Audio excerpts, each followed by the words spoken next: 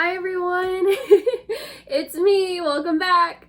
I know I said I would post every Friday and I have not been to this channel in about a month and a half, so I do apologize for that.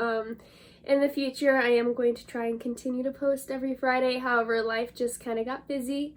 I know that's always the excuse, life gets busy, but it does, so I definitely had to reschedule a few things. I started school again, I started working again, so I have everything kind of placed together, and I have a separate time slot for filming and editing now, so hopefully I can get those videos up to you on Friday a little bit more consistently.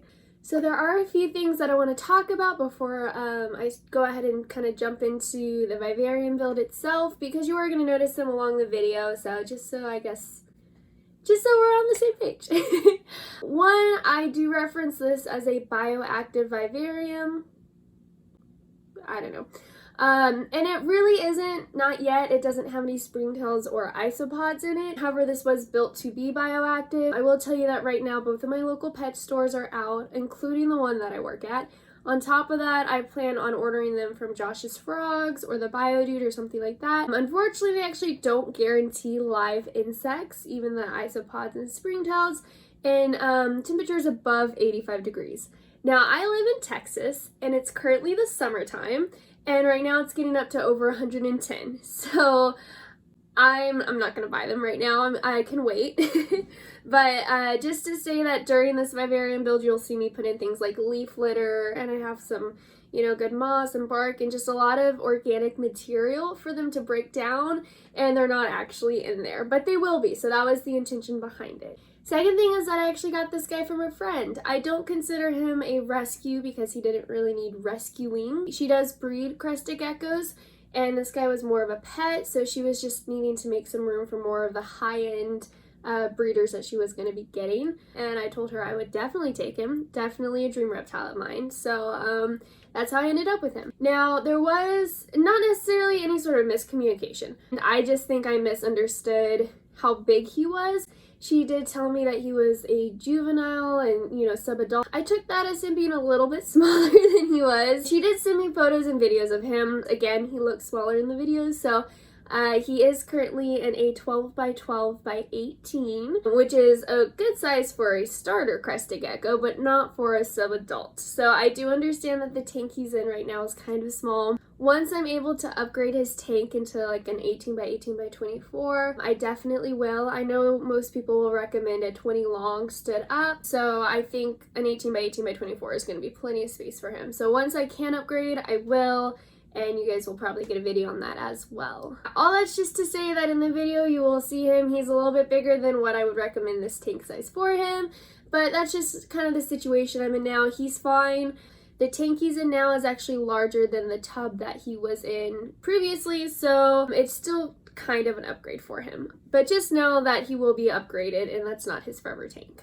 Lastly and finally, this actually isn't necessarily the finished tank. I also want to add in some more hanging decorations for him. He's going to get some vines going, and he's also going to get some hanging bowls for his food and water. So he will be getting some more accessories like that, because again, I know you guys are going to see the tank and kind of get upset that there's not as much foliage as there should be, or he doesn't have a hanging bowl, and again the size is kind of small. So I understand all those concerns. I feel them too personally, but it's a work in progress, and this is where I'm at now, and I'm actually really proud of it. So before we jump into the video, I'm new to this whole filming thing, and I don't have a tripod, so the majority of footage that you're going to be seeing was basically my phone taped to something. So it might not be the best footage, but I did do my best. Without stalling you guys anymore, let's go check it out. So here I believe I took a video of the terrarium before it was built, so you guys can kind of see what it looked like. And the first step I'm going to be doing is actually making my own background. So it did come with its own foam background, but I wanted something a little bit more natural. So what I ended up doing was getting expanding foam. I know one of the more popular ones is basically the same stuff, but it's black, so if anything shows through, it doesn't stand out as much. But I couldn't find that at my local stores, so I just used the plain expanding foam that I had on hand. And yeah, I just kind of messed with it, put it where I wanted. I had 3 pieces of cork bark that I wanted to play around with, and I had one that was a little bit of a half moon shape that I was able to kind of prop up and make a little hide for. And so yeah, I just put down that expanding foam, I let it do its thing, and then I started cutting away at it. Now I'm very impatient, so I didn't let it dry all the way. So as I'm cutting through, you'll see me like get a wet pocket of foam. So I had to stop and let that dry and then go back in.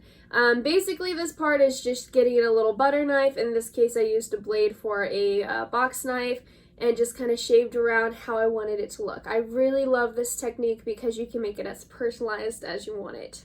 Next, after the foam was dry and cut away, I went ahead and cleaned up all the little pieces of foam. It's very staticky, so I ended up just getting a vacuum cleaner and vacuuming it out. So the next step is going to be the sealant. Foam is very porous, and crested geckos live in semi-humid climates, and he's going to be misted quite often. I can't have water getting into that foam because it can spore lots of mold and gross bacteria, and it's not a good idea. So we're going to seal that over. And while I'm sealing, I'm actually going to put on a mixture of cocoa fiber and moss. So my foam battery actually died when I was putting the moss on there, and I didn't realize till afterwards, but yeah, this is just going to be the finished product for the background. Now that that's done, we're going to go ahead and move on to our actual VIvarium build itself. The first thing that I'm going to put down are hydro balls. This is going to act as a false bottom or a drainage layer. False layers can be made by pretty much anything. People will make false bottoms or the drainage layer out of different rocks or pebbles, just anything that the water can drain down from the substrate so the substrate doesn't stay completely damp and you don't start getting mold and root rot and all those nasty things. So after we put down the drainage layer, I also like to put down a screen layer. This screening acts as a barrier between the drainage layer and the substrate. After the screen, I'm going to go ahead and put down my substrate. Yay! So for my substrate, I actually make it all myself. I do a mixture of forest floor as well as coconut substrate as well as sphagnum moss. I also like to add in some peat moss as well as leaf litter. You just don't see it here in this video. It helps give the microfuna some organic material for them to break down, as well as creating air pockets for the roots of the plants. Substrate, in my opinion, is one of the most important key parts to a successful bioactive vivarium because it does house the microfauna. If this is your first bioactive vivarium, I would recommend buying it pre-made. A lot of different websites like Josh's Frogs or the Bio Dude are a good place to start. But yeah, I mean, that's basically it for substrate, but I got a lot of footage, so I guess just to enjoy.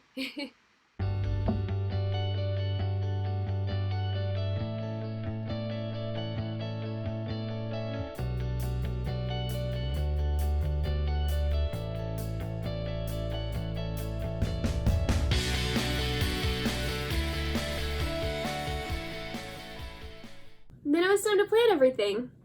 I did my best to show you guys how I planted everything, but because the tank was so small, it was really hard to show you inside of the tank as I built it. On top of that, I kept getting in front of the camera, so I'm very sorry. It's kind of hard to see everything. I also changed my mind a lot, so you would see me put like my golden pothos in the back, and then I would change my mind and decided to put calathea back there. And then I didn't like how the calathea looked, so I took it out and put my pothos back. So the whole video sequence is a little messy. I do apologize again, but I do have some clips of that now.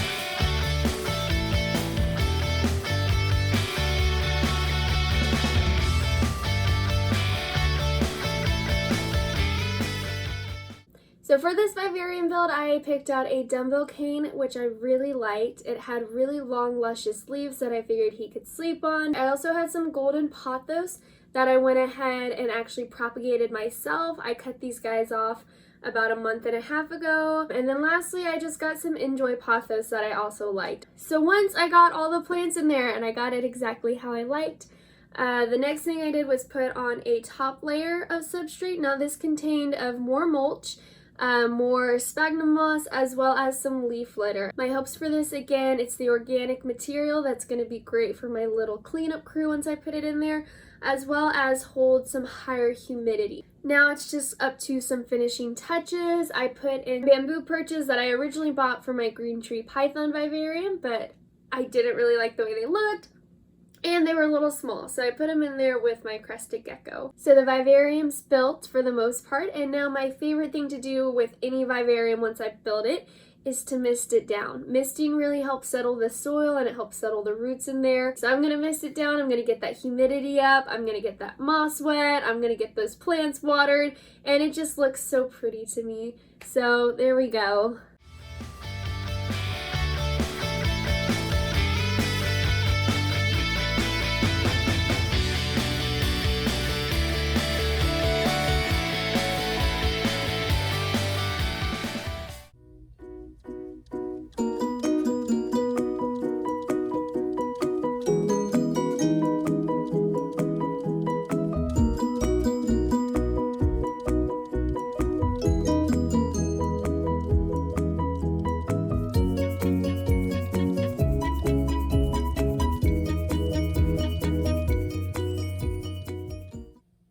I still don't have an outro, but I will say hopefully I'll see you guys before next month. Hopefully I see you next week, but only time will tell. So see you guys next Friday.